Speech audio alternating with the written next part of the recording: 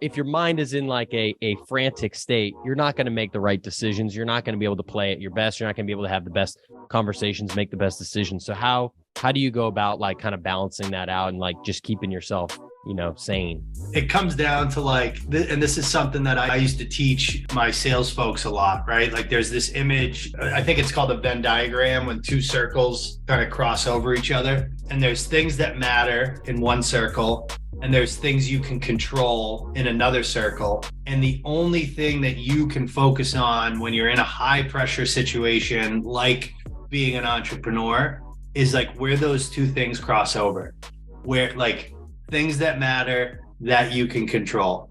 If you focus, on just that crossover, the stress level is going to be controllable, right? And there's a difference between stress and pressure, right?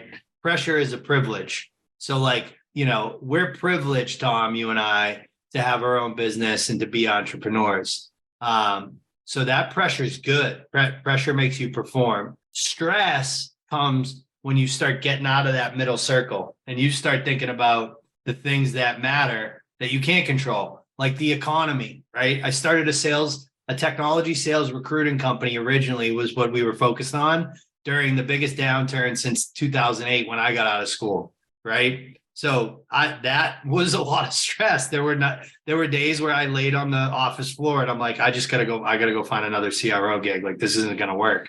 But then you kind of have that self-awareness, talk your little self-pep talk to say, dude, you can't control that companies are firing people. They're cutting agencies, they're not hiring. You gotta figure out a way around it. Right. So like realizing very quickly, what are the things that matter and what are the things that you can control and focusing on those things. Right. I come from, a recovery background. Like I've been sober, for 11 years. And one of the prayers that they have in a lot of recovery is, having the power to understand what you can control and what you can't control, and having the self-awareness to know the difference. That's really what my stress control and like relief looks like, is